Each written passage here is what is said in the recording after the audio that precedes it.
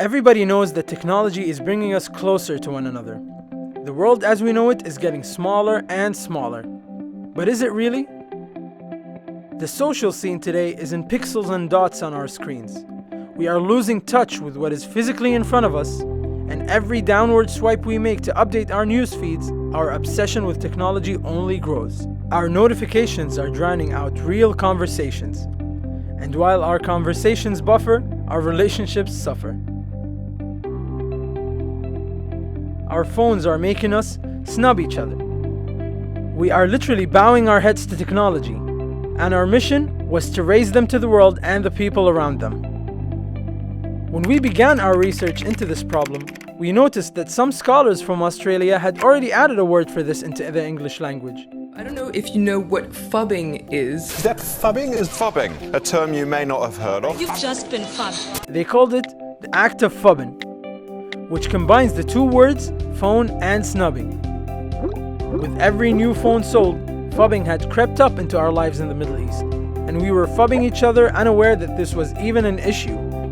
Phubbing had become so rampant here in the Arab world that it was about time we created an Arabic word for it for Arabic speakers to save us from becoming phubbers.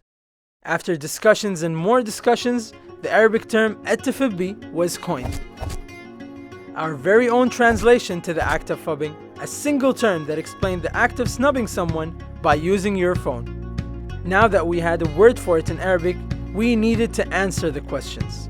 How do we stop people from phubbing others? How do we make التفبي a household term? And how do we make people realize the evils of phubbing? After several brainstorming sessions and loads of research, we found that the best way to stop us from phubbing was to literally stop us. So with the help of local tailors and fabric printers, the thumbs were born. A super fashionable piece of fabric that fit perfectly on our thumbs and stopped us from using our phones with our thumbs. At the same time, served as a reminder for us whenever we pick up our phones to phub someone. And we head straight to the Avenues, Kuwait's biggest shopping mall, to spread the word. So on the 14th of November, we placed 90 bright, eye-catching phum character boards, which led all of the confused people straight to our booth, where all of the questions such as شنو التفبي were answered. Everyone who pledged not to phub in the future was given a free phum as a reminder to not phub when in the company of friends and family. The feedback was amazing.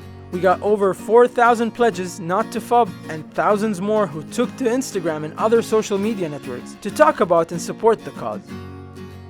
Friends dragged one another to the booth, calling out who is more of a phubber than the other, and requesting phums for each of their fingers. Parents came up to us complaining about their children who constantly phub them, taking home phums for them. Phubbing is an epidemic that needs our attention, and this was just the start. Let's take a stand against it. Let's raise our heads and not bow to technology, and let's not phub.